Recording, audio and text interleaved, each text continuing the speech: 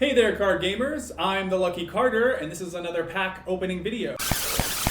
Hello, and welcome to Filling in the Gaps. I'm Justin. And I'm Darren. Today we are going to discuss a game called Inscryption. This game was very new when we jumped into it. We were on it, week one, I think. Yeah. There were already kind of walkthroughs up, but I think a lot of the walkthroughs I saw were about the demo. Mm-hmm. So let's talk about that first. There are two demo-ish versions of the game for you to try before you even jump in. So before we even need to recommend it, you can get onto itch.io and get Sacrifices Must Be Made, which was the original base idea of the game that was done, I believe, in a game jam. Yeah. But it is a complete game. Short, but complete.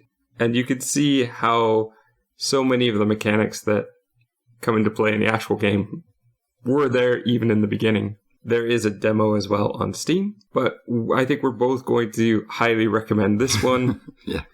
I will just give you the description from the Steam page because I think that it sums it up in a way that I have tried when I wrote a review, and this is just so much better. I was trying to do a curator review, and we have very limited characters. Yeah. Inscryption is an inky black card-based odyssey that blends the deck-building roguelike, escape room-style puzzles, and psychological horror into a blood-faced smoothie. Darker still are the secrets inscribed upon the cards. And I can't really do it better than that. That's so much what I was trying to say. It's so much more than just a card game. I've played Hand of Fate, I've played Reigns, I've played a few others. They're okay, they keep my attention for a bit, but then I get really irritated with the RNG or some of the other elements, and it's so difficult, especially with something like Hand of Fate. It feels like to get the right set of cards, to get to the right ending that you want, or to build onto that story that you want, and it feels always like it's doing too many things at the same time. And yet this game, which seems to do that plus more, has done it in a way that I just couldn't stop playing. I think that I did most of this game within 2 days. I started one day and unfortunately only had a short amount of time to play and realized I should have given myself a lot more time. And then, I just pushed through. And I think I'm at about 20 hours. You want to take some of those hours away, though, because there is a part where I waited for hours and I didn't need to. We'll get to that. That's right towards the end of the game. But I think what this game has done is it's taken the card game itself and really pared it down, kind of slimmed it down to make it work in a very interesting way. And there's a bit of RNG, but it doesn't completely hinder you in the way that I feel some of the others do. And you're really focused on kind of one story and one ending, which I think helps out quite a lot. Because like I said, with some of the other games, it seems like, I have to get 3 of this card in order to make this other card appear later on the map. And if I don't do that, then I just can't get it to work, right? So I have to figure it out. Or I just won't get it because of the randomness of the game. Inscryption is dark. It is amazingly story-driven. And that's the thing, is I think that it has one story. It's not the type where a lot of other card games, I feel like they want you to build the story and, here are 10 different stories you can come across. This one has the one. And I think that along with the escape room elements, being able to step away from the table, and those things affecting the card game itself, is what really made me interested or made me not want to stop. It always seemed like there was a new puzzle or a new secret to find, and I wanted to find them all. You didn't do like I did. You didn't bust through in 2 days, but you were steadily playing. Yeah. Well, just to rewind back a little bit, I the store page that you were talking about earlier. I wrote a review for this for the Steam page as well, and the best I could come up with was Inscryption is an escape room ARG puzzle game with some FMV moments wrapped in a turn-based deck building card game roguelike. And that was it. It was like, and I said, if that sounds like a lot to swallow, don't worry, it is. Because it's so hard to put even tags on this game. It's like, what is it? I mean, yeah, it is a card game, but it's so much more than just a card game, you know? But I mean, at the same time, what to expect from a Dan Mullins game is that, like, Pony Island was a game that had so many different levels to it as well. The Hex, which you've not played, which we should play, to be honest, is you can see the journey from Pony Island to the Hex to Inscryption. Yeah, I totally love this game, and I wanted to explore more with the like what secrets could I find and things like that, and just try out different things, because I was looking around a lot, and I was trying different things with the board, and I wanted to solve, like, what's this hammer for? You know, when do I get to use this? And all right, I know we're in the spoiler-free section, but as far as we know, you don't get to use the hammer. Yeah, so we'll save you a bit of time on that, because I certainly tried a number of things to make the hammer work and was disappointed I couldn't get it. There's one thing, though, about Dan Mullins' games as well, is that and this may be a bit, some people might not like this, but he did it with the Hex, where he released the game, people finished it, and then a while later, he's like, oh, you might want to have another look at that because he updated something. And he puts in other endings and adds, like, he's got stuff saved away. Squirreled away, even. Yes, all right. I was waiting for that one. I'm glad we got that one out of the way early. So he's got stuff squirreled away, and he releases it later. So it's like, you might think, yeah, I've beat it, but now it's like, oh, I've got to go back and find more stuff. But I like that. I'm happy with that. I'll be back. I think when it comes to this game, I'd be happy to go back. And I think that is the strongest recommendation that we can make. You've already jumped back in to try some new things. Yep. I was so itching to want to jump back in as soon as I finished, because there were just so many things I was thinking, what if I did this, or what if I tried something like that? And then I was here when you tried one of those, and it just blew my mind, like, oh that's right. Yeah. This can totally change the game in so many ways. There's so many ways to do this. I found another one since then as well. Oh, great. I can't wait to hear about that. There's just so many interesting things to do. You can play it as it is, but there are tricks that you can come across. Some of them you can find through reading the achievements. What are the achievements for? And some of them you just have to guess. And I think with this game, like with any card game like this, a roguelike card game, you are going to be starting over, and you have to figure out a new strategy and how do the cards work. And especially in this game where you have different stops that do different things, you need to start understanding what do the symbols mean. Which ones to avoid. And which ones to aim for. And it's just visually a beautiful game. Yeah, yeah. In different ways, but we can't get into that until we get into the spoiler section. But the strongest recommendation that I can give is I want to play again. And Darren wants to play again. And we might come back to a game, but usually years later. We're not the type to finish and immediately go, oh, can I start over? Yeah, that's unusual for both of us, I think. And yeah, I'm done. I've seen everything that I want to see. I think I've got everything. And once I finished it, I started reading up on, like, the wiki pages and seeing people's ideas and thoughts on stuff. So I didn't spoil myself beforehand. But I still want to go back, even though I'm pretty sure I've pieced together most of the story. But yeah, I want to see it for myself too, you know? But one of the main recommendations I could give for this is I'm not big on card games. We played a lot of Hearthstone back in the day. Yeah, there was a period where we had friends that were playing, and so we were playing, and I played far longer than I was actually enjoying it. Yeah, me too. It just became a chore, really. But the good thing is, and a lot of my friends on Steam have said, I don't like deck building games.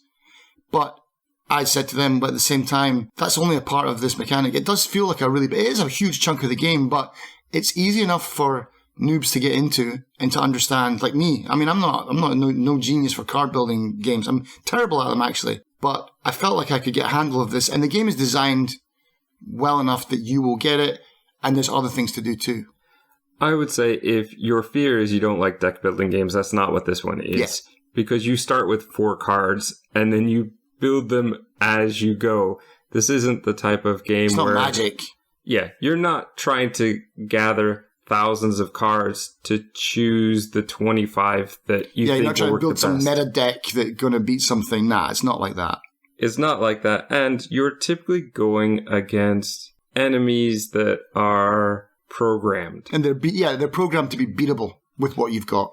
They are unfair. Like, they definitely have a big advantage, but it's not like you are going against somebody, for example, like I was playing Hearthstone for free, but then you come across people that have nothing but top tier cards. Yeah. That can just be gutting. You won't really encounter that in the same way in this game. And I think that is a huge bonus to, yes, I can do this. Plus, it's the type of thing where I do it and then I'm done. If I were to get into Magic and really get into it, I'd have to play a month probably before I even really felt like I got the basics. And then be months after that where I'd be trying to do some other things. And of course, you have to play every day so that you can get your whatever the daily bonus is. Mm-hmm. If it's anything like Hearthstone, you need to get your wins so that you can get your dust. Yeah. This is not like that. There is an ending, and there might be others, like you said. There might be more added later. I hope so. But that finality gives me what I need in a game to really want to push through. Yeah, that's what makes it a game rather than a card game. Yeah, is like there is an ending. You can choose to go back and play the card game again, but I don't feel that that's the main draw of the game, for me anyway. And with that, I think we need to really start talking about the game. So if you have not played Inscryption, again, either play Sacrifices Must Be Made or the Inscryption demo that is on Steam. See if it feels like something you want to play. It's overwhelmingly positive. A ridiculous number of reviews already. Yeah. Dan Mullins has a great reputation as a developer. Devolver has a great reputation as a publisher, and you've got both of those putting this game out. So from both of us, we recommend play Inscryption. If you've not played, and I highly recommend that you play before you listen to this one, go out, play Inscryption, come back, and we'll still be here for you. So if you have not played, here's your spoiler warning.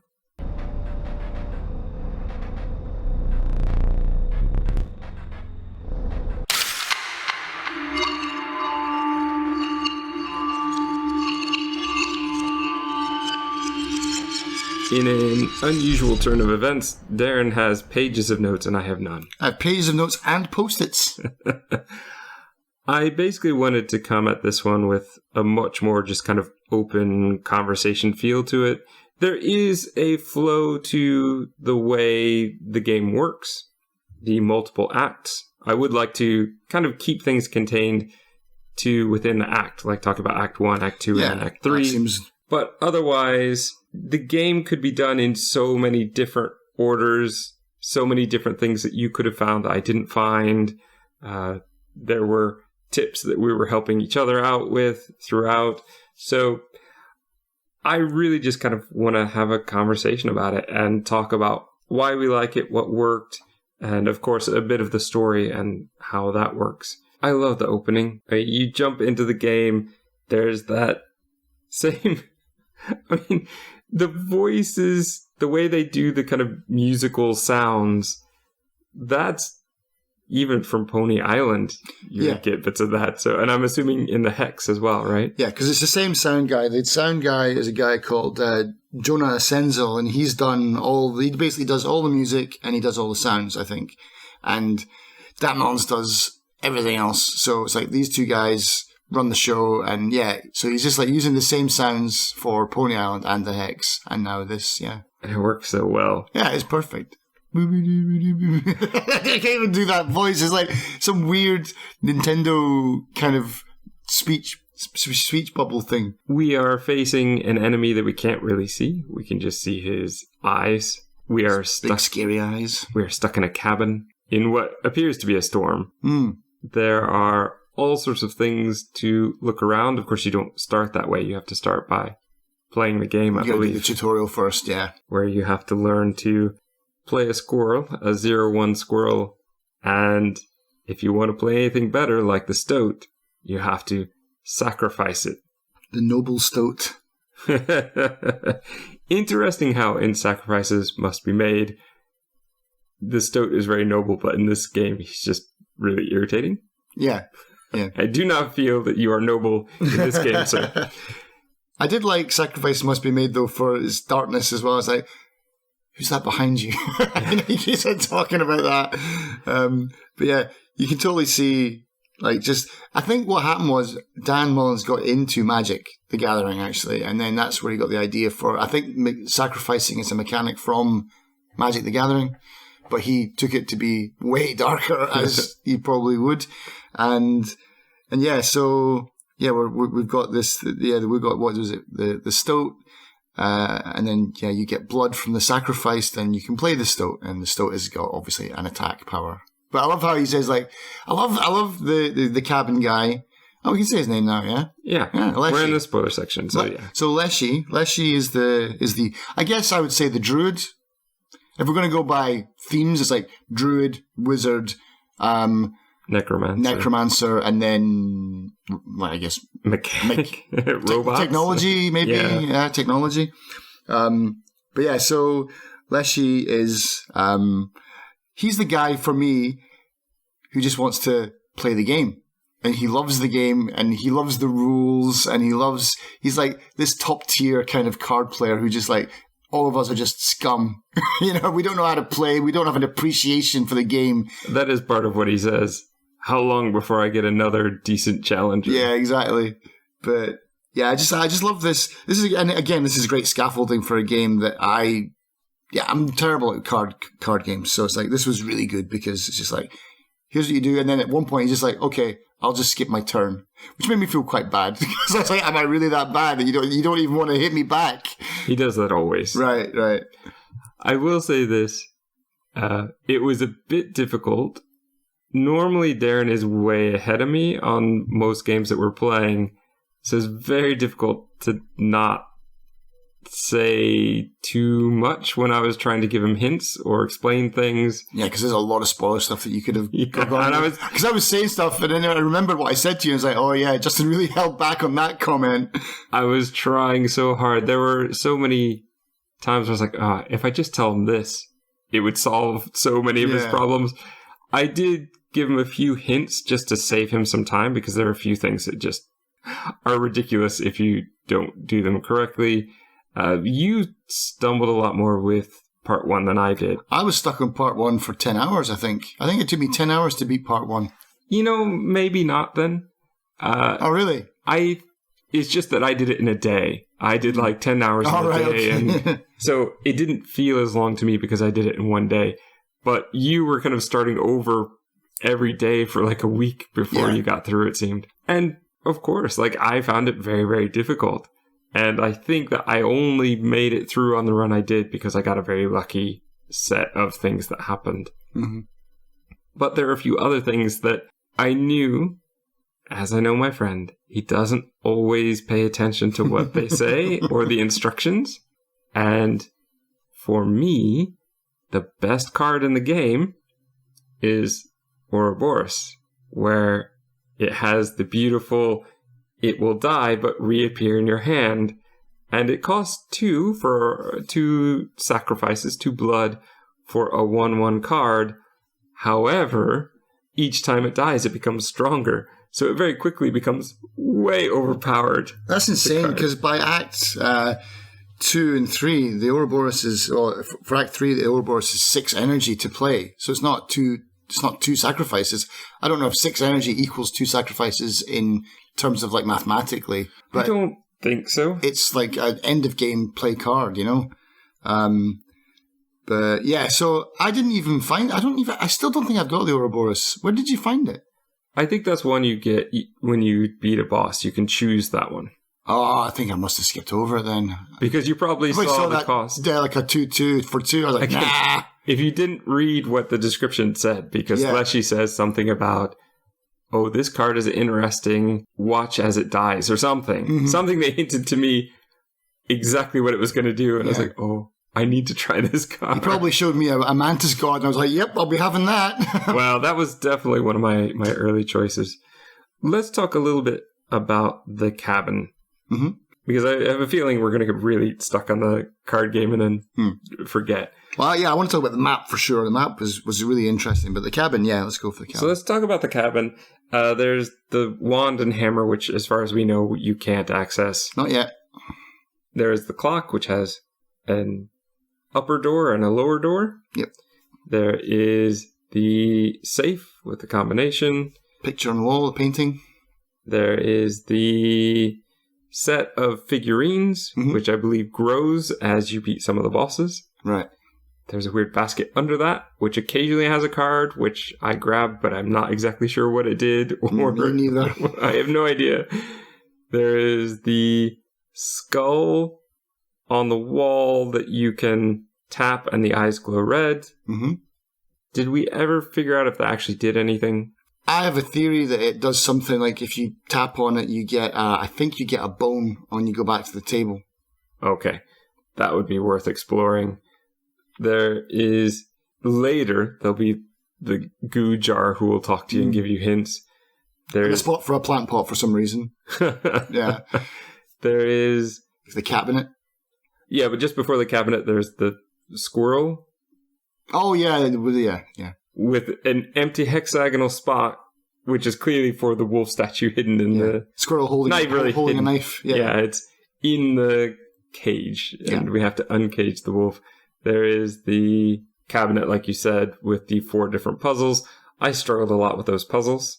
I didn't. I just seemed to just, blast my way through them, but I had no idea what I was doing at all. And I still don't. Even in pose level, there was some quite hard ones, but I was just up, down, up, down, just randomly getting through them.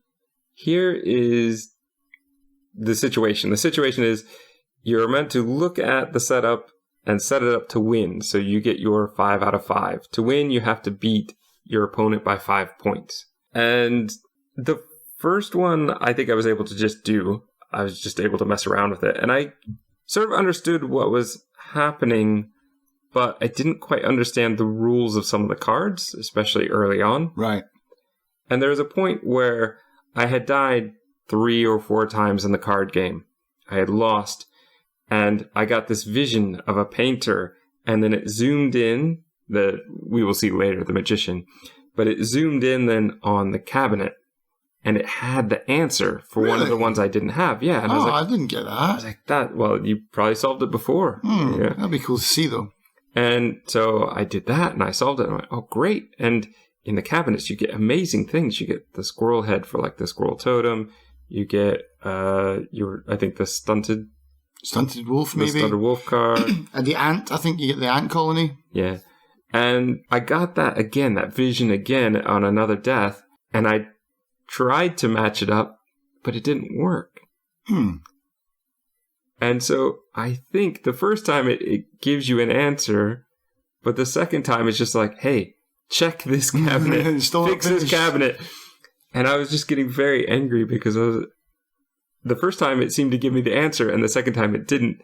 So I was like, the game's broken. We only played, we played in the first week, so there's all sorts of chances for bugs to be right. There. Sure. So I was like, oh, this is glitched, and I won't be able to get whatever's in here. And I think that is the one that had the squirrel head that I really needed. But I ended up, for that one, I looked up a walkthrough, and I'm like, okay, now that I see what they're doing, I see what I was doing wrong, and I can see what the solution is.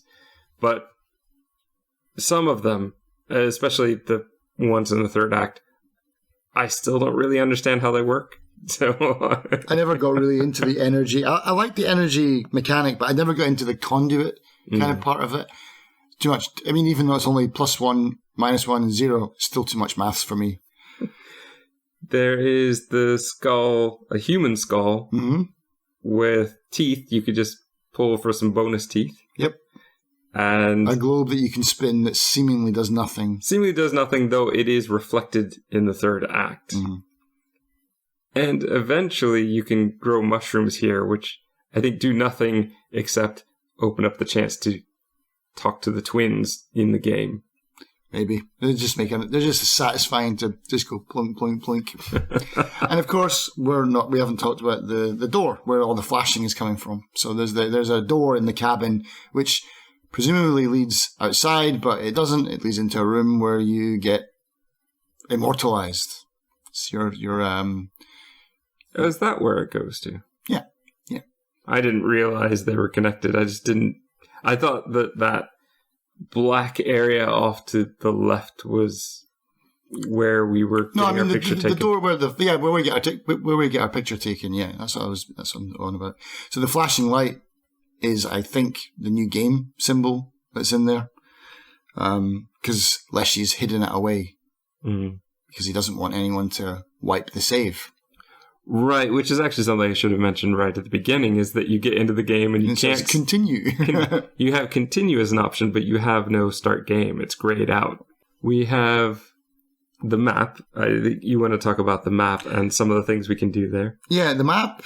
I love just the animation of the map, how it unfurls in front of you and how it gets rolled up when you want to leave the table. And it's like, I like that aspect of how it's a card game, but it's also a bit of a, what would you say? Like choose your own adventure kind of thing. I'd agree. Where you can move through and there's bits of story even in this map. I was absolutely astounded by the way the game looked. Yeah. Remember that I didn't play the Hex. So I've gone from Pony Island, which was very 2D, into this. And it looks amazing. Yeah. The aesthetics chosen, the colors chosen, the animations, everything looks amazing. The one thing that I would say is that I think the scale needs to be a bit more clear and needs to be able to be seen kind of at all times. The way you can scroll forward and scroll back, or was it WS to move forward, move back?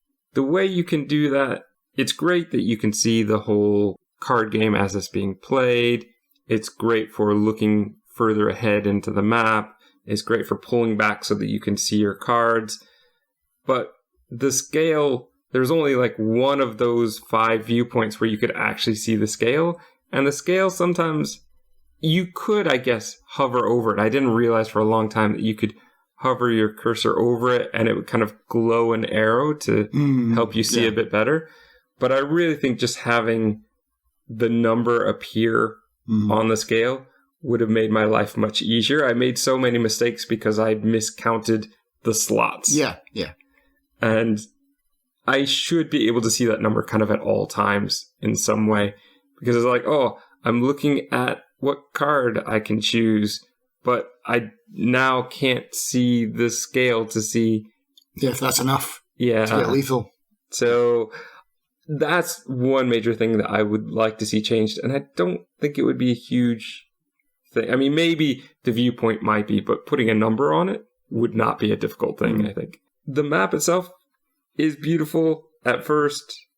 Wow, I have no idea what I'm doing the first time. Yeah. And that's part of the fun for me of this kind of game, is figuring out what do these symbols mean, what is possible. You've got all the symbols in front of you. Yeah, I eventually wrote them all down because I couldn't remember them and I didn't know...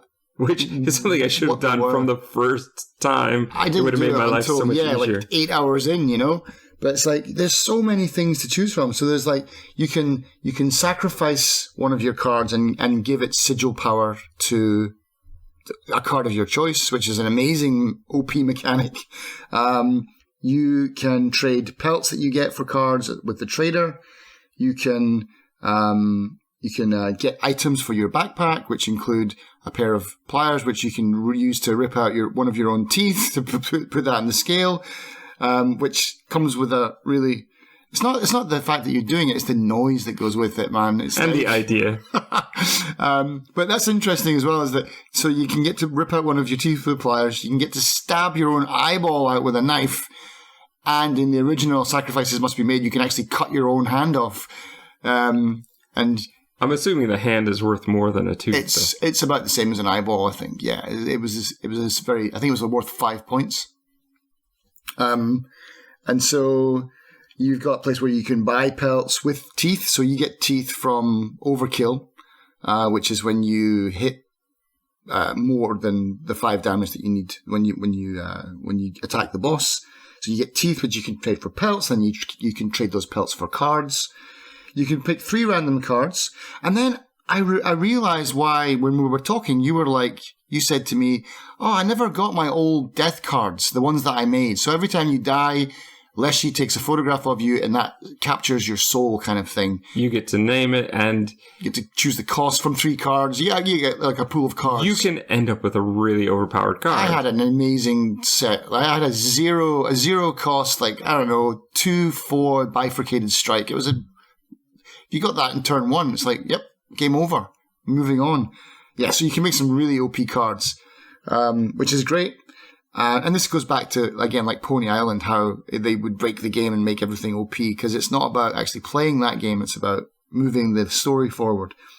But there's a symbol with a face on it. Mm-hmm. They don't come up very often, but that's where you can choose your old cards. I must have just kept on stumbling on those ones, because they kept on popping up for me all the time. I do feel like the map is one thing that is random, and right. I either wouldn't get that, or it would never be in a path that I wanted. Yeah, so they're usually behind the totem fights, which I avoided like the plague. Well, and that could be too, because once I realized what the totem fights were, I usually avoided them myself. Yeah. I'd like to go back now and do the totem fights now that I'm better at the game. I think I could handle them better, especially if I had a decent totem myself. But if you go into a totem fight with no totem, you're essentially just snuffing out one of your own candles. Well, I think there are a few things as well. Like when you do end up solving the painting a few times, you get your clover. That helps out a lot. Yep. When you get your second or even up to third, was it your third candle? Like that can help out a lot. Yeah. Because a lot of times it's like, oh, I didn't make it to the angler again because I lost in a totem fight. Right. If you have all of the advantages to start off with, it would be more doable to do those kind of harder battles. Yeah. But yeah, so I was finding my old guys. I got to the point where I was naming them, trying to get them to get together. I had like sausage and mash or sausage and gravy. Which I believe you have not done yet, but... No, it's coming. As you play through again. Yeah, because when I went back, I didn't actually go back to Act 1. I went back to Act 3. Because I wanted to... There's tons of cool stuff you can do in Act 3. We'll get to that when we get to Act 3. But yeah, there's just so many things. You sacrifice cards. You can... that one where you had to beat like X to win, like get either draw 3 cards that have like 4 blood or that have 10 bones or whatever. I was very bad at those ones. Because I didn't know it was in my deck, because I'm not that minded. And before you step on that, you should... press W and go up and look at your cards and go, okay. Or what I eventually started doing was taking a picture of my screen and being like, okay, I'll remember now and then I'll go and do that, because I just had such a terrible memory. But I like this because A, it was random. And I don't normally like random things, but I like the fact that it changed and you could do different things. And of course, the campfire, which is where you can buff your cards. And we both played just like, I didn't know that the villagers would eat you. I know why now. This is another time where I'm like, didn't you read it? Didn't you read what they said? Because it cautions you every time. Like, oh, you could buff it one more time, but those villagers are looking pretty hungry. And so I had done it. I think once I had a really not great card. I was just buffing and I was like 1, 2, 3. And I was like, well, by the third time, it becomes a very good card. I once had the God Mantis, which hits 3 spaces in front of it. I had done that twice, so that was a 3-1 attack, I think. So that was an instant, if I can get that in an empty space. Yeah, it's 9 damage. Yeah. That was fantastic, but I messed up that run. I had a great run, man. I died. I had so many good cards and I died. But yeah, it was from this run. The reason that I didn't know the villagers ate you is because I'm clicking off of that plus button to forward the text. And when it gets to that moment where it's like they're looking pretty hungry, if you do it again, maybe something bad's going to happen. I was clicking off of the plus button to see what next text was. And it wasn't anything, and it just rolled up the map or like exited from that thing. So I never knew that I could even press that plus button because I was just clicking through the text. But then when you said, like, has that never happened to you? I was like, no, never. And then one time I got it because I was actually hovered over the plus. And I was like, oh, this is what he's talking about. Because you asked, what happens if I do this? And I said, well, you can buff your card, but be careful how many times you do it. Yeah, I just thought it was only once and done. And you said, why? And I said, well, they're hungry villagers. What do you think's going to happen here? Yeah. But then shall we talk about the amazing thing that you figured out? Yeah, so you came over. I think we were recording something else. I was like, all right, let's check this out. And then we got I think that was when you told me about the buffing thing, and I wanted to check it out. And I was like, what would happen if you fed them something poisonous or something like disgusting? Like this, ringworm card that I just got. And so we put the ringworm card in, and we kept buffing it and buffing it and buffing it, and then they ate it. And then the card disappeared. I'm like, oh.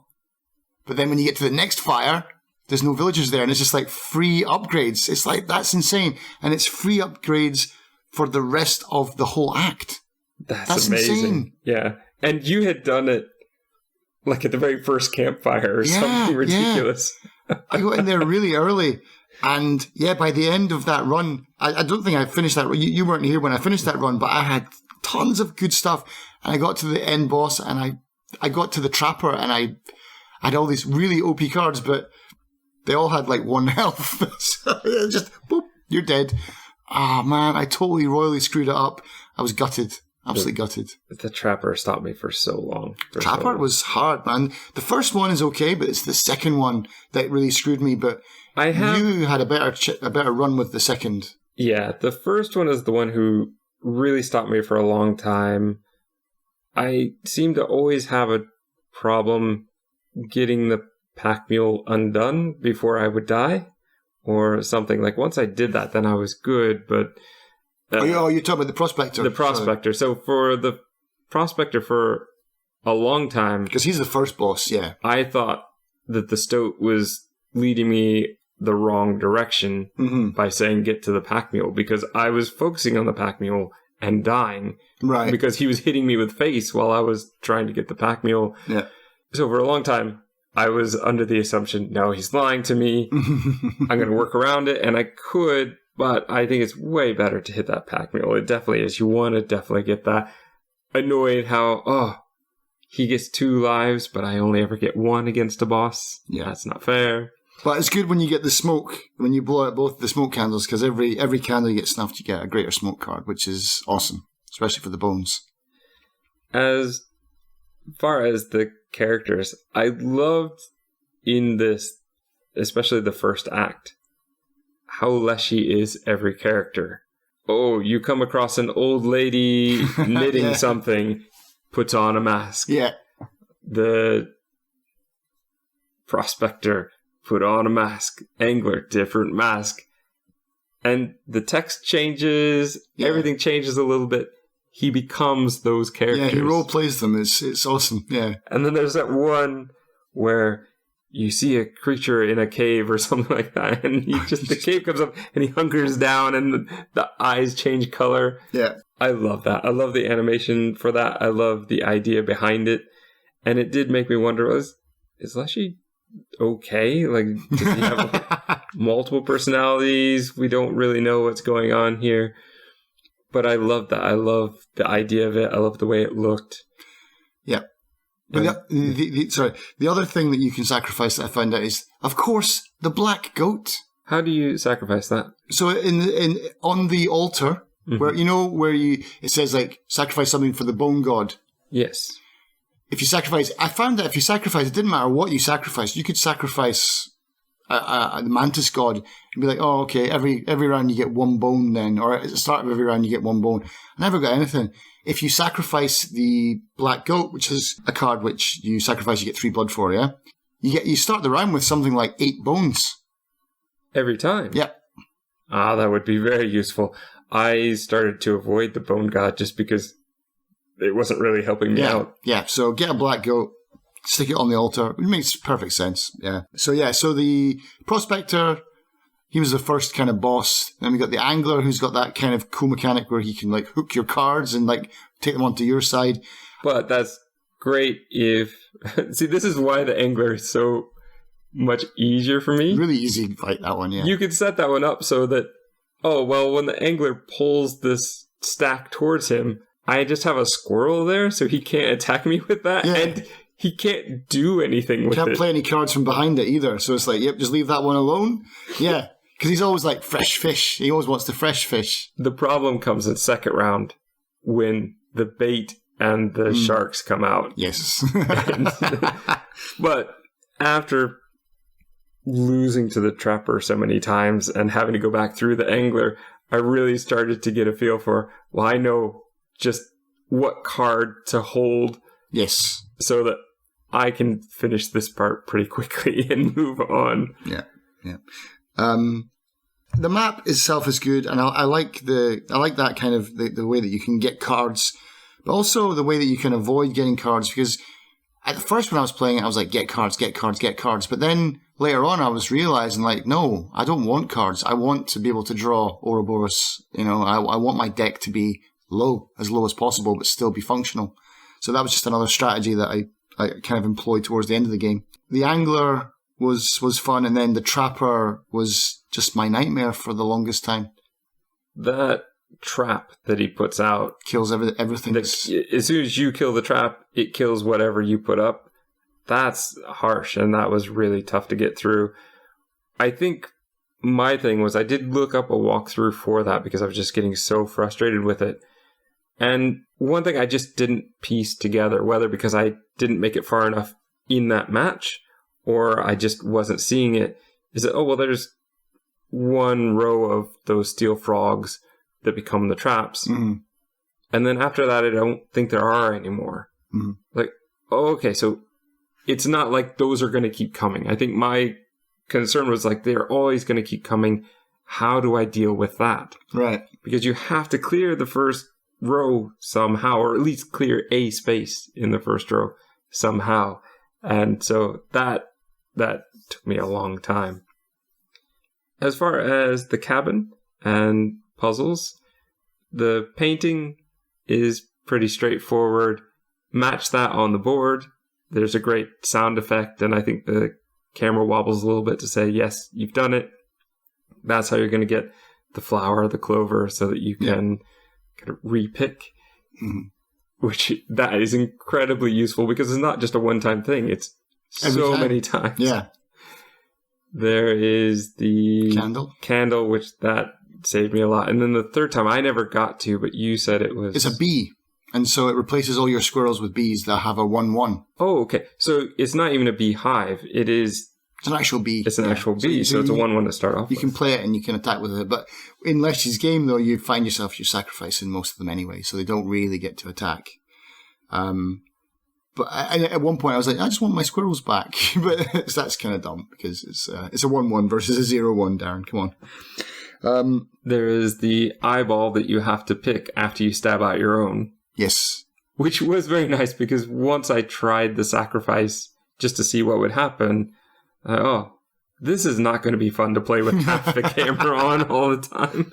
Half of my screen is in black. Oh, choose one. And it's very obvious which one to choose, which I also appreciate. But there is that double eye that I thought would do something cool, but doesn't. But yeah, popping the eye unless you see everything. Like, see the clock. Oh, push here, push there. Getting the stunted wolf card and then getting it uncaged in the game so that it will be uncaged. And that's how you get your dagger. Yeah. Getting... the combination for the safe from the hint book, so you have to That's kind of right, search yeah. through and find that. I love all of that stuff. Mm. The cabinet, some of those were a bit difficult, as we said, but I love the idea of it. And I love this mixing of here's the card game, but also here's this escape room style puzzle area to keep you interested, and also this does affect the game. Yeah. So as I said before, my biggest thing, like my most important when it came to the card game, was the totem. I found that for me, the totem made a world of difference, and being able to have the squirrel totem was infinitely more effective for me than any other one that I tried. And being able to have the squirrels either have the spikes so that anything that attacks them gets injured, or my favorite one, that they just respawn in your hand, which that is the run that I just totally crushed it on. Because you can play all of them for free, basically, and sacrifice all of them. Yeah. So you will never have once you have 3 in your hand, you never need to have an empty space on your board again. Right. So you still have to worry about the winged creatures that can attack you directly, but you can pretty much block everything else. Right. And you also then have 3 to sacrifice. So your bigger creatures, your grizzlies, you can actually put on the board. I never have ever got a chance to even play a grizzly or a great white. I remember stealing the great white from the trapper and thinking, right, you're dead. And I was like, oh, I can't actually play this card. The trapper then, that second level, the second round with the trapper, where you have to have pelts. Again, because I had sacrificed a ridiculous number of squirrels, I had so many pelts that I think I was just buying his whole board. Bought the whole board, right. I think that I didn't end up with his whole board, but I ended up, I think, to the point where I had an empty space and just one card that could just attack for 5, and he was done. Right. Oh, okay, well, there we go. But now, are you ready to move into the next section? Yeah. So now we have to go to the just a bit beyond map, where outside the cabin it appears, but yet also on the map. Yeah, we've gone tiny mode. Yeah. There is Leshy, who wants to take us on. I don't remember much about the first round. The first round was... Okay, so basically he offers you... He puts his hand down and he's got like a bunch of things on them. First thing he says is like, do you have the ring? Which I don't think I did. I didn't. I think you did, because that's the ring you get out of the cuckoo clock. But I don't think I unlocked the top part. I think I only unlocked the bottom part. Oh, right. So you have to die at that boss to get the ring, because the code for the cuckoo clock, there's 2 things that you can open, like we've talked about. So you get the eye, and it shows you on the cuckoo clock what time it is to set the time to make the bottom part pop out, which is where you get the card, and I think you get the stunted wolf out of there actually, and then you get the roll of film for the camera. But you can't unlock the top part. And so, but once you get to this part, on the table where he's offering you all these like OP kind of buffs to your cards, so that it makes the fight more fair, there's a time. It's like 11 o'clock. Oh, there it is there. So now I know how to do it, but I can't leave and go back. I got to die, which I did, of course, because I got royally screwed. But the first part is, because I got really hammered in this part because I had died so many times, and it's like, he just plays normal cards, and he's like, oh, you might remember this guy, and he pulls out my OP cards that I've been making when I was dying. Well, here's the thing. I had died a lot of times. I'm not going to lie about that. But a lot of my death cards were kind of rubbish. Like the way the RNG where it picks the 3 cards, it's like, well, that one's not very good. Oh, well, that one's not very good. Like, well, I hope I don't see that card. Right. There were some, but I think a lot of mine weren't as powerful as some of yours were. Okay. So, yeah, I got screwed by that. And then once you defeat them, then he's just like, boom, and he places 1 card that fills up the whole table. The moon. And yeah, the moon is just really simple. It's just a 140 card. So it hits you for 1, but it hits every square on your board for 1. And if there's not a square there, then that's attacking you. Again, my full hand of squirrels, You were fine. that Yeah. saved me, yeah. So you must have breezed through that then, yeah? I did, which I was shocked by. I I was sure that I was going to have... As soon as I saw that moon, I'm like, I'm dead. Yeah. Something's going to go wrong. But I was very lucky. Did you only play one time then against the boss? Yeah, that's why I don't remember him very well. Oh, wow, right. Yeah, I played against the boss, I don't know, maybe 4 times. And each time it's like, oh, I got him down. I was hitting him. I had like a couple of mantis gods that were buffed. And I was like, get him down. I got him down from 40 to about 8. And then I died. And then suddenly on my next fight, I was like, oh, what happens if I play the stink bug?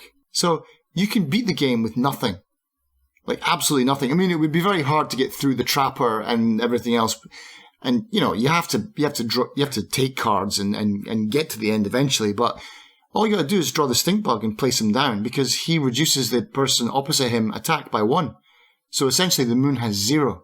Ah, okay. And so Leshy says, he's like, oh, hadn't thought about that. That's an interesting play. And so I just end turn. And so that was how I beat him eventually. And then, so then we take a picture of Leshy. Mm-hmm. And so we trap him.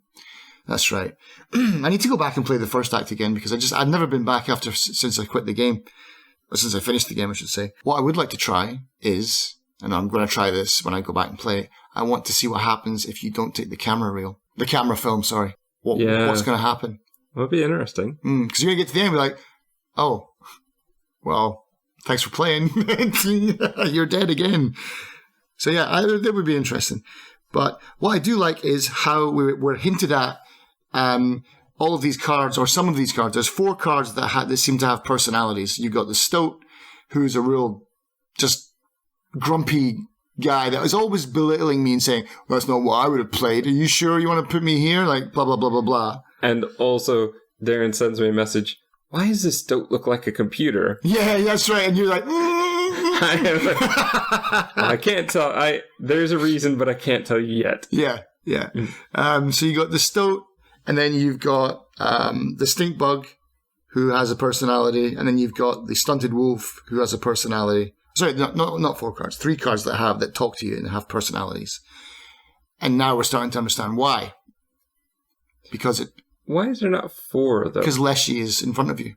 Ah, true. So you've got the stunted wolf, which is Magnificus. He's the mage in the game. The painter. The painter, yeah. Right. Who has 1, I think, normal eye, 1 magic eye. That's why the wolf has, like his eyes all shut over. The stink bug is Grimora. She's the necromancer. And then you've got, it's PO3, but I'm guessing it's Poe. Like, I've always just called him Poe. As you have all episode. Yeah. So Yeah. I keep calling him PO3. But, okay, yeah. But I think the listeners are clever enough. They can puzzle that together. And so Poe is the Stoat. And so basically what's happened in Act 1 is Leshy has somehow gained control of the game and he's captured their souls and they're forced to relive this endless playing with that would be real hell as well, like just being forced to play a game over and over again with someone that you hated. And Poe clearly hates Leshy. And being played by players like us. You're not very good. It takes 10 hours to make it through Act 1. So, here we go again. But yeah, so then we get into Act 2, and Act 2 is radically different. Well, before we get into Act 2, we get the ARG element of of course, we get the videos. And Luke Carter. And, wow, I found some of these Inscryption cards at the garage sale. I don't know if they really, really understood how much these are worth. And just total unboxing channel. Yeah. He does it so well. It's almost too real. Yeah. The way he is on the YouTube channel is it unboxing if you're opening I guess like so. An opening packs video or whatever. Yeah. But that was pretty spot on. But with the hints of something darker, wow, this card just has coordinates. Let me go find that. And finds an old floppy disk, which still works. Yeah. Which is amazing. That alone is amazing. Yeah. But leading into a lot of other things and leading into the end.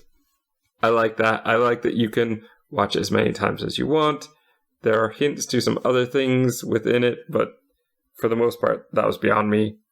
I just enjoyed it for what it was, and then moved on to Act 2, which you get by actually starting a new game.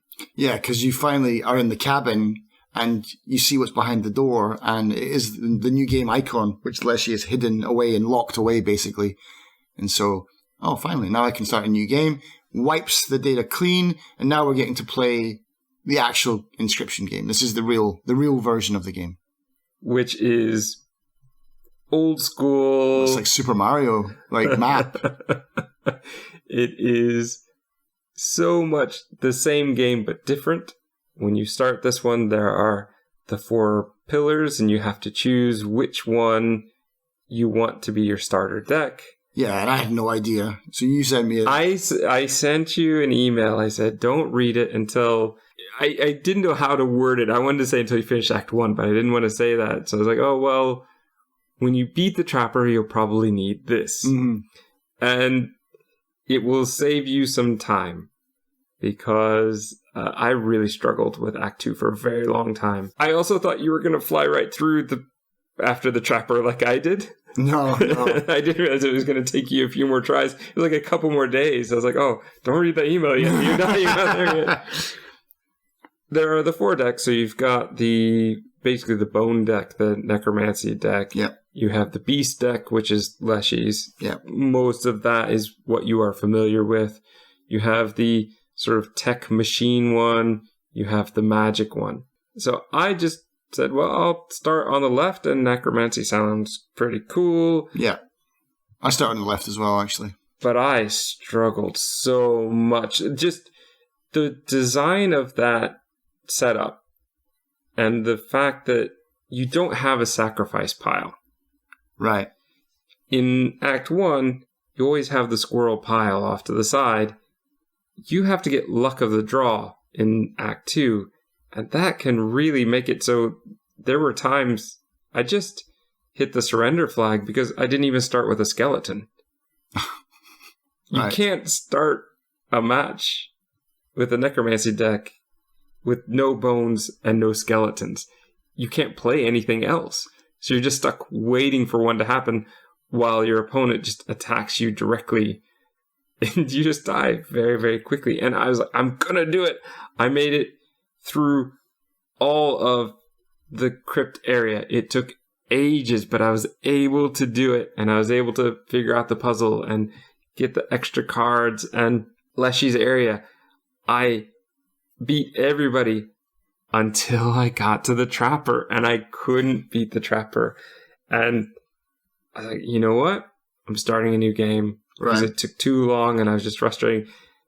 Put the Beast deck as my starter deck. Problems. I mean, it wasn't super easy, but I never felt like I was stunted the way I was with the Bone deck. But I will say this. I think that having the Beast deck and having the Bone cards that you can integrate works so much better than it did in Act 1. Because there just weren't enough Bone cards to make it work properly for me in the first one, or I wouldn't get enough bones to play the cards that I got.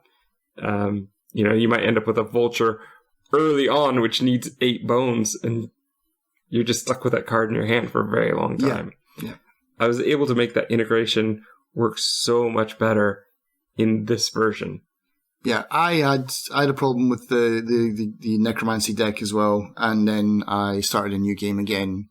I didn't take too long. I beat the graveyard area. But you started the second time with the techno deck, didn't you? Yes, yeah. I started my second run. I went with Poe and his technology kind of stuff.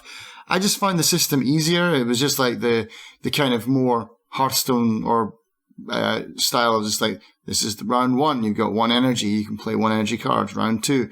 It was a lot. Definitely, I would recommend if you're not into thinking about the cards that you want to play, this is the easiest deck to play, I think. And the cards are good. They're quite useful. They're versatile. They do lots of the cool stuff. It's interesting. I'd be tempted to start Act 2 again with that deck.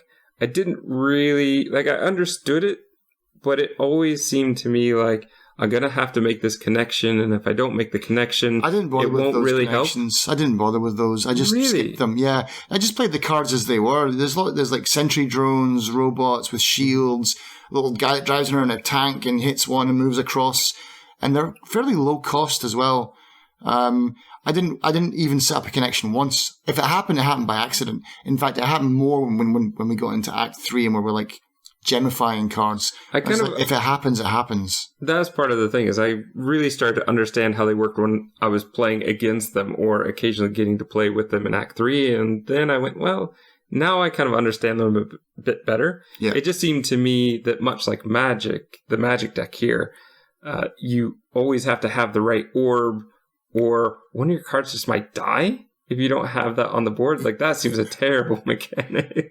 I mean, I don't know how to... The Magic decks is way beyond me. And they've got three different gems, and it's just like, nah. Too much busy work for me. And it feels to me too much like you need the cards to come up in the right order for that to work. Mm-hmm. And I was feeling a bit about the Techno, but you made it work, so I guess. Yeah, no, it definitely works. It works well. I love the old school style puzzles here. Leshy will give you a camera, so you have to take a picture of the dog. Like you need to open up the safe to get the food for the dog, to take a picture of the dog, to show the person who's 2 feet away that your dog is okay. Here's the picture. Okay, you can go through. Prospector over there, yeah. So that you can catch a fish for the angler. Well, you're catching it, but you don't take the fish. You take a picture. It's a big fish. Of the fish. There is the rabbit that you have to get the trap so that you can catch the pelt, so you can actually face off against the trapper. There's also 2 secrets in this area as well. There's if you go up from right exactly where you are now, did you go up through the trees? Yes, if you go there after you have the magic eye, there's a hint that there's a trail up there. Right, yeah. So, yeah, and it's to the woodcarver, I guess. And then there's another one on the other side as well, next to the fish. I didn't find that one. And so I can't remember what was up that one. But anyway, it's someone crying or something like that. It's a woman crying. You get a few hints here as well about the old fish as well. So it's like, I'm guessing that's the old data. And so I'm guessing that's how Leshy got to take over the initial Act 1 Inscryption, is that he found a piece of the old data and then was able to rule Inscryption, I guess. And so everyone, it seems, except for Grimora, is after this old data. Grimora wants it just so she can destroy it. Poe wants it to take over the whole world. I'm not sure what Magnificus wants it for. I don't think that's ever explained. But again, piecing together the story now is a little bit easier. And so, yeah, basically the whole left side of this map is blocked off until you fix the bridge. And then when you fix the bridge, you can get over to Energy Land and the tower.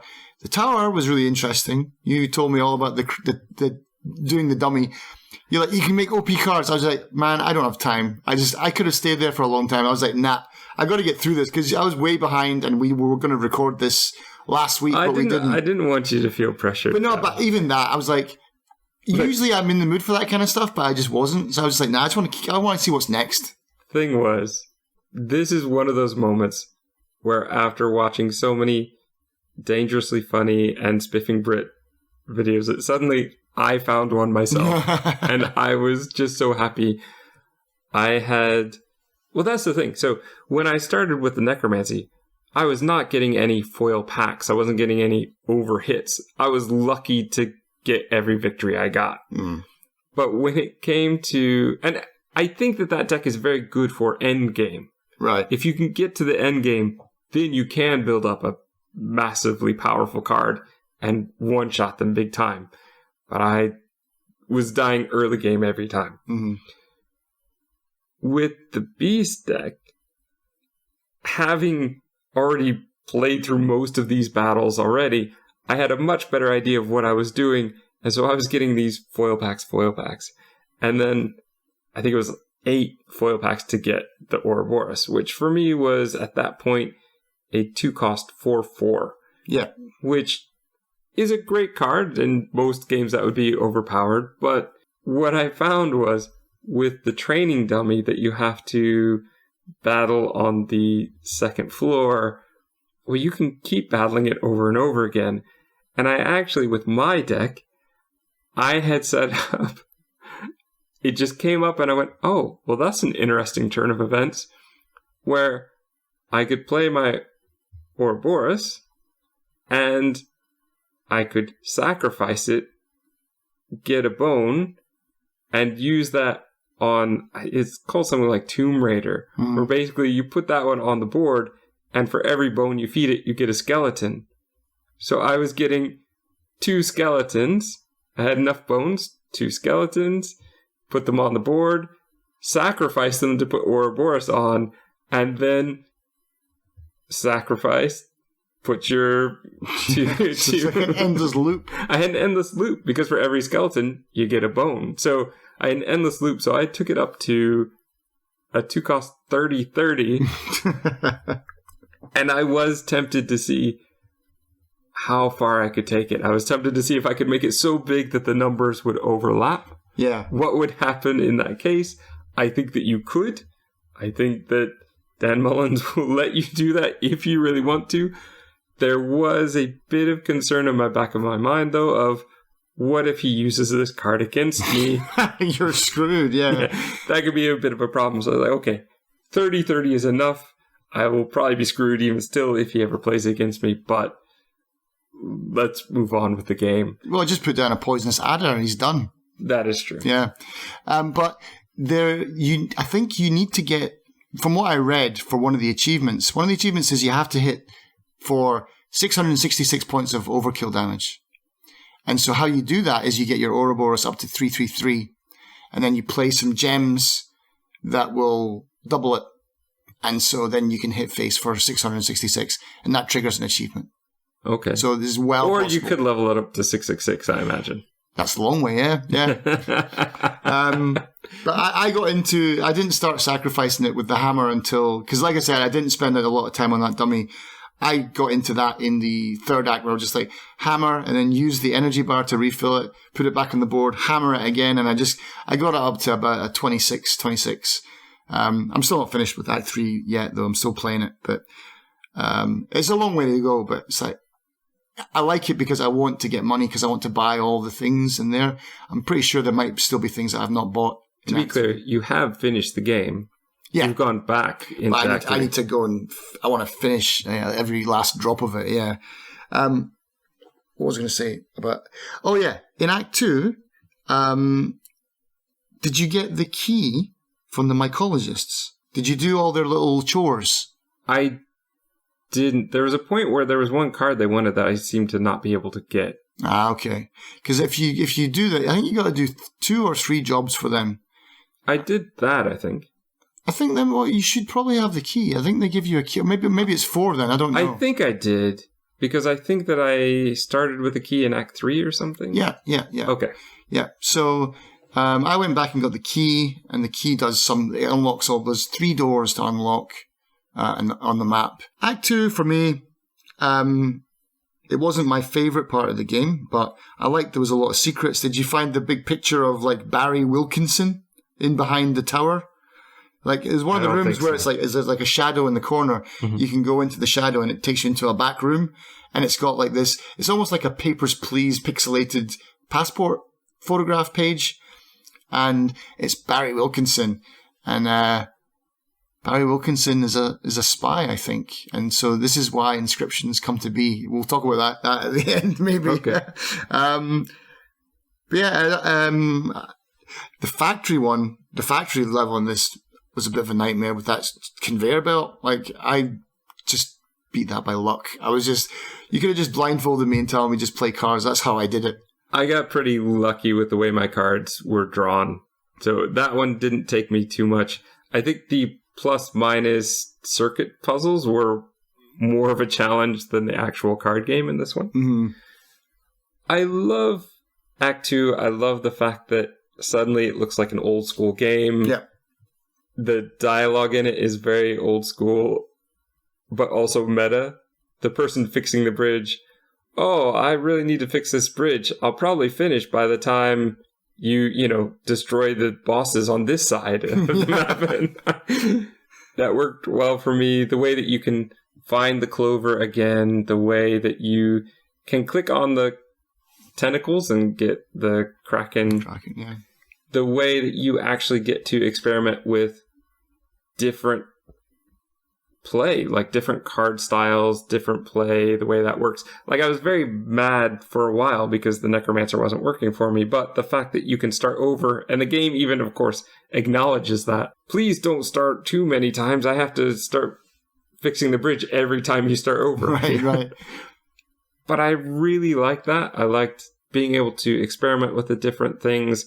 I liked seeing how the elements of the first act played into what is happening in the second act. Mm-hmm. You saw Leshy sort of in the flesh, and now you're seeing Leshy in the game.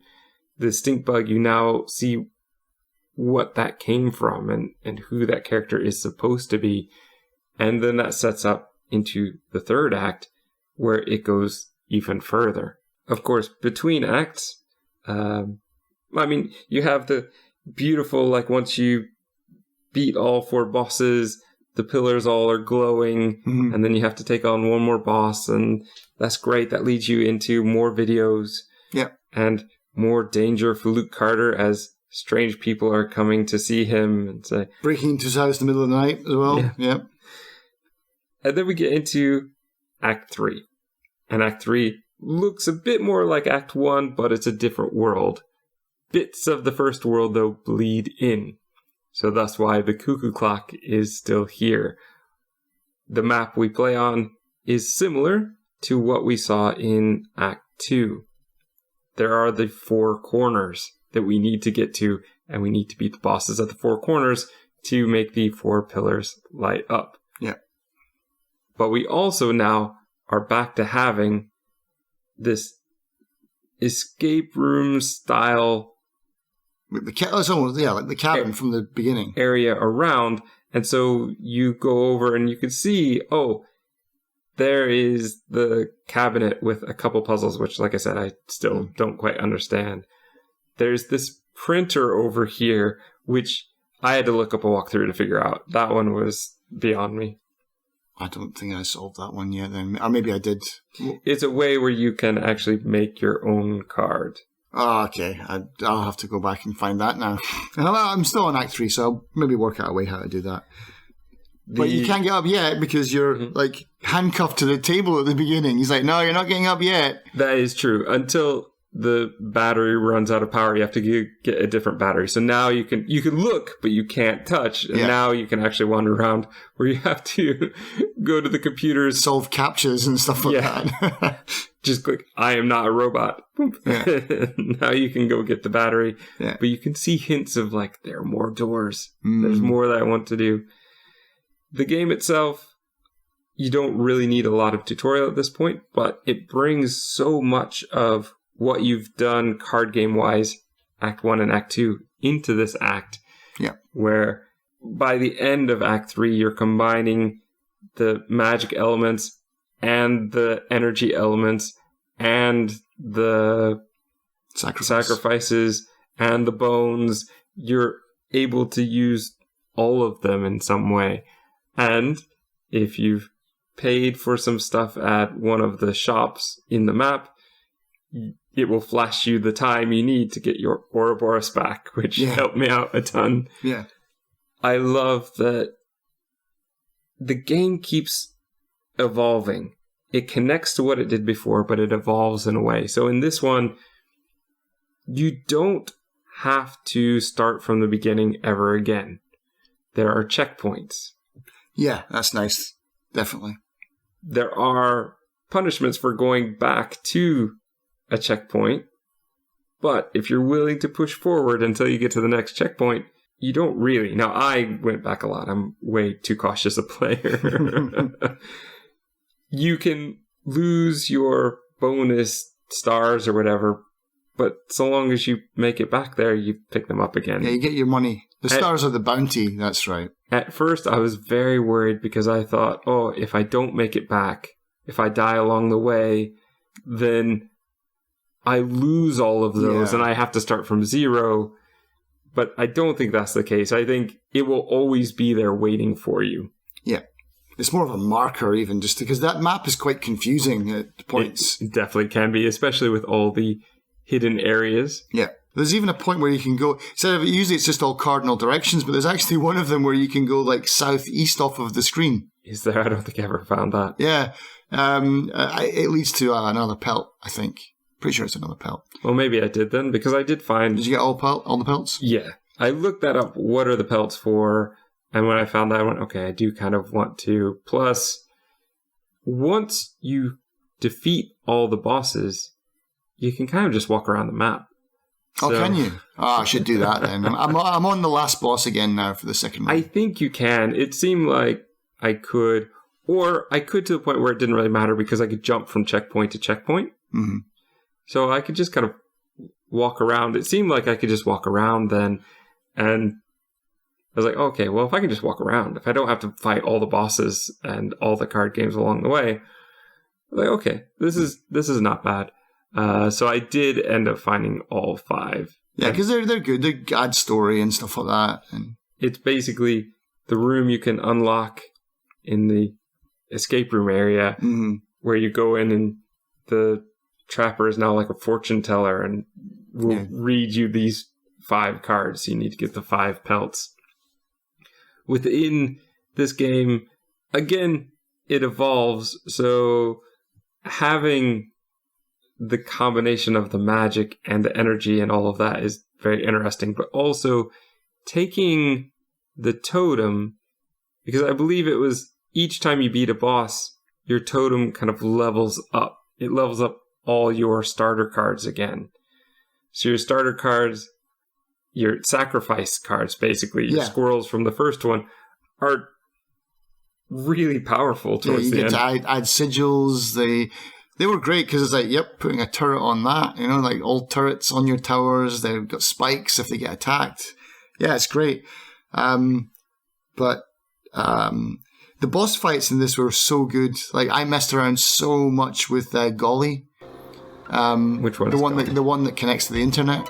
I've got some great pictures. Here's one right here. Ding. We basically put our logo in the face thing. Because if you put a picture on, it will put the picture on Golly's face. Okay. So I put one of Dan Mullins as well. Went to his website.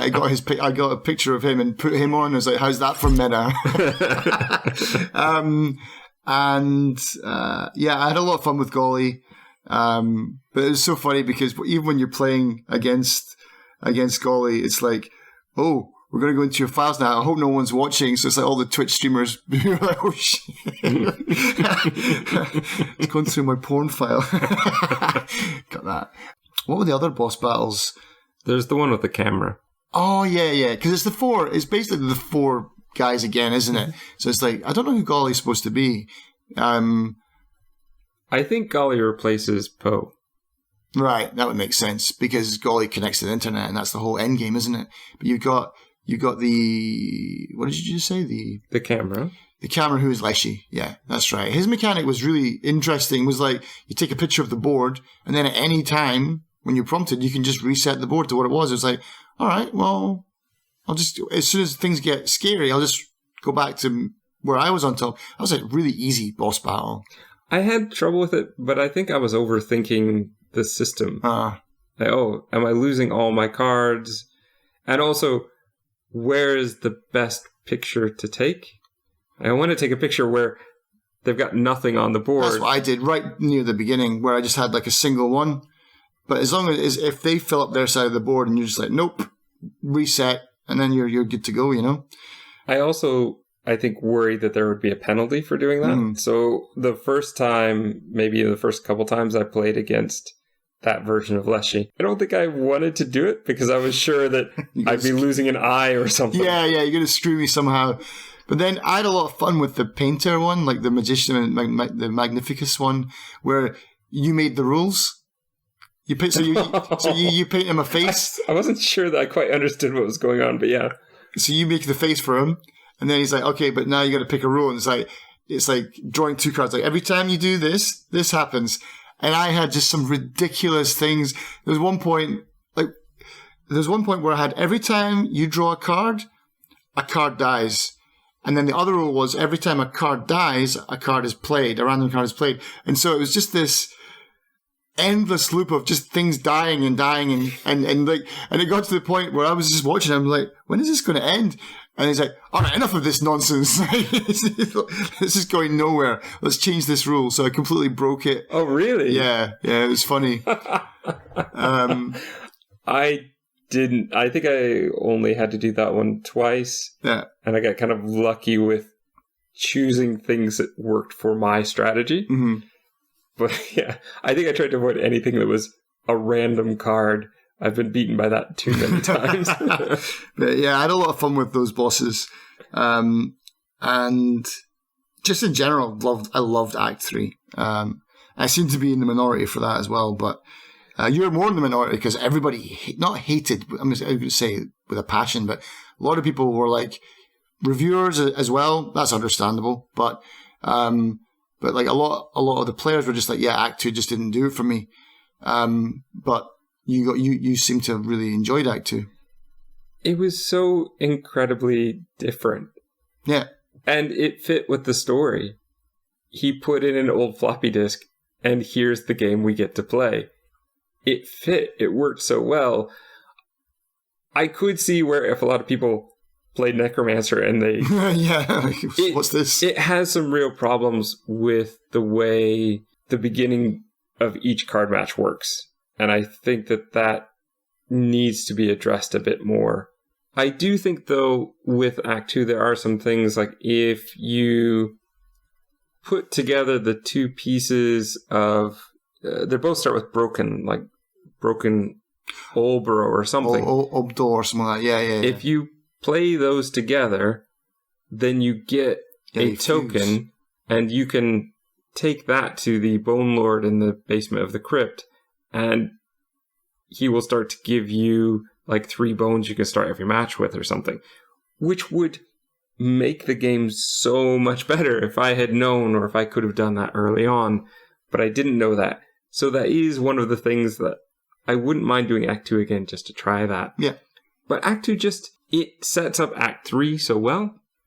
It simplifies some things. It takes away the roguelike element for a while, which makes it much more fun to experiment with.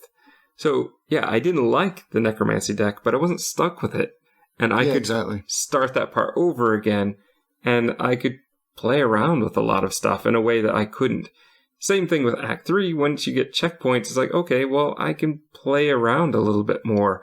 And, I can go to the store area and I can purchase these upgrades for, getting a new card or adding a sigil to this card. And there were a lot of good ones like that. I didn't like some of the sacrifices in Act 3.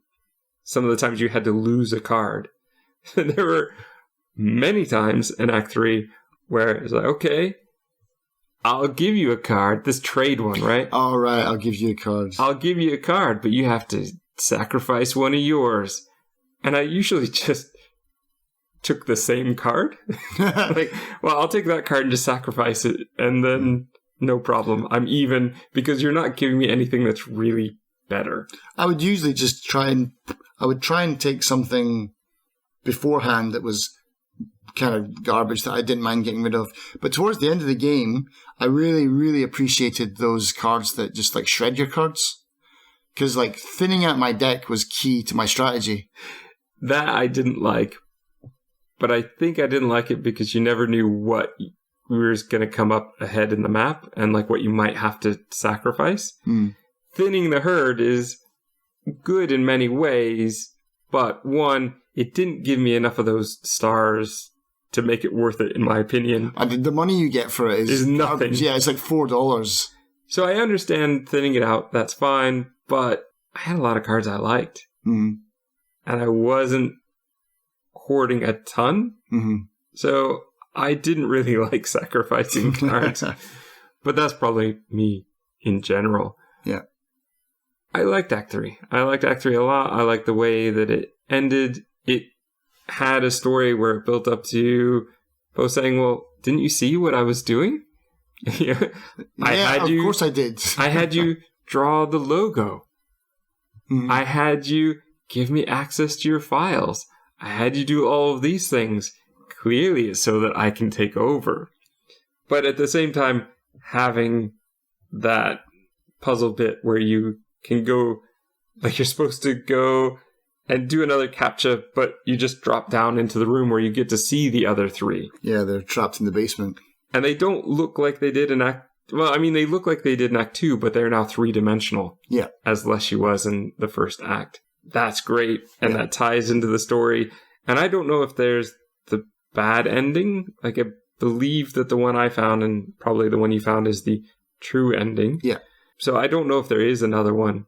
But I found that, and I like the ending. I like the way that worked. It tied into the Luke Carter bit as well. Though that was pretty obvious where that one was going to go. But at the same time, where else are you going to go with that story? So it does make sense in every way that kind of ties it together. And so you have a story that is hinted at in Act 1.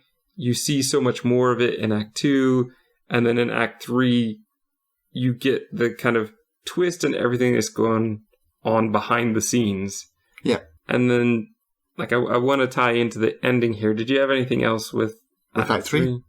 No. Just the goo creature and finding his symbol and getting to go to his planet. And, I made this painting of me and my really master. That really cute painting, yeah. And how much I love him. And they look happy, and that's going to tie into the ending. It's so sad. Why does everybody worship Magnificus, though? I don't understand that part, but unless he's created them that way to worship him. I think that's possible. Yeah. But yeah, the ending was... I loved the ending as well. It was amazing.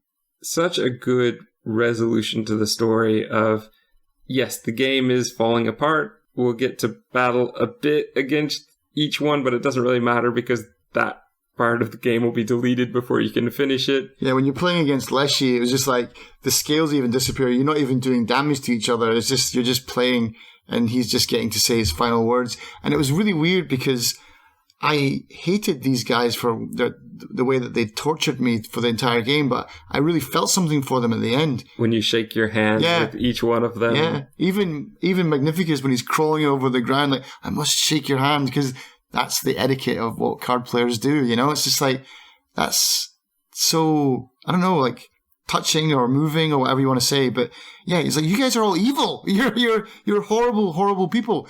You left some guy in a drawer for like 7,000 years in complete blackness. You've crushed this guy into goop into a jar. Leshy's been like capturing people's souls in pictures and using them as play toys, and Poe is just a megalomaniac. But in the end, I was like, I felt something for these guys. And I especially like, as you said, Leshy, he just loves playing the game. Yeah. And that's how he ends. Oh, scales are gone. Let's just play. And you're just playing for nothing. Yeah, just exactly. Playing to play. Like you said, he gets his final words. And I think is it at that point that we get our last kind of Luke Carter video as well? Yeah. So yeah, we beat him. Well, we say goodbye to him. We say goodbye to Grimora. Say goodbye to... No, we don't get to say goodbye. Paul gets his head ripped off. That's right. We say goodbye to Magnificus. And yeah, then we get the final Luke Carter video, which I scrubbed through frame by frame. And there is something very interesting. I don't know if I can tell you about it. Well, let's hold off on that just for the one thing that I do want to say, which is I did beat the game, and then there was the part where the game is meant to be deleted. So it's just before you say goodbye to everyone. You see a tombstone, and there's a loading bar, like a process bar. Mm-hmm. That's where I sat for hours thinking, thinking this is like mind control delete that we've talked about before. There's a point where you have to sit and wait for a long time. This one I thought, okay, well, I'm just going to sit and wait. All right, I'm going to go have lunch and I'll just let it run. it's still not doing anything. And so this was where I did look up a video. And when I saw that they just turned the camera, I went, oh, wait, you mean I can actually... It didn't even dawn on me to try and look around. If I had, I would have immediately realized I could do something else. Right. But I've just been so conditioned now by too many of these games, like, well, we're going to make you wait. But that wasn't the case at all. It was just me assuming that was what was happening. Wasn't at all. So you could scrub about 4 hours of my playtime off of my Steam. But yeah, I'm glad that it wasn't the type of thing where you have to sit and wait. I'm very tired of that. I'm very done with that. Yeah. But yeah, so it's like, the Tombstone is like Luke Carter's Tombstone is there. I can't remember who else is there. Pose is there. And I think Inscryption, the game. Right, okay. And I don't know if there's any process to what order you put them on.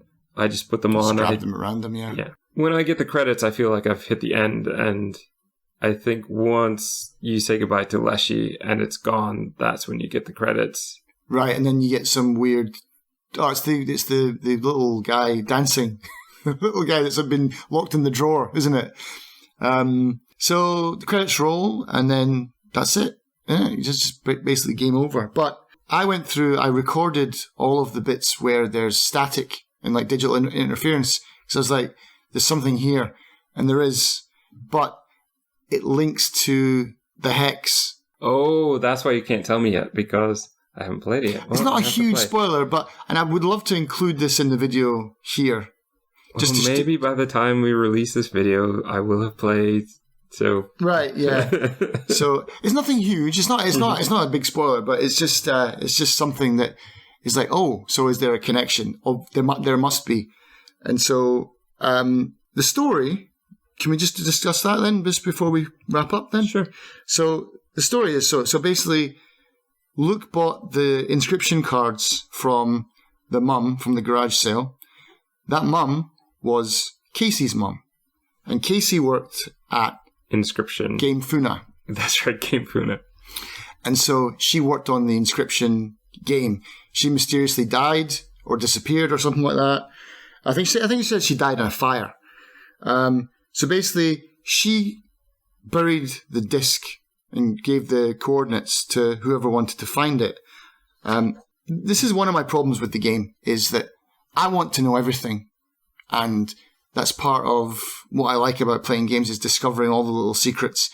But it's impossible to do this in this game because you need to join the Discord and you need to be part of the ARGs. And while I like that, I just don't seem to have the time for it anymore. And so I want to be given everything in game. I don't want to have to go and join Discord and go through files and things. But luckily someone else has, and they posted it all. So I did manage to go and find it and read about it. And so what they said was, what they did was, on the Discord, is they put everything together. Harry Wilkinson, or Barry Wilkinson, whatever, he's got that passport page in the Mage's Tower.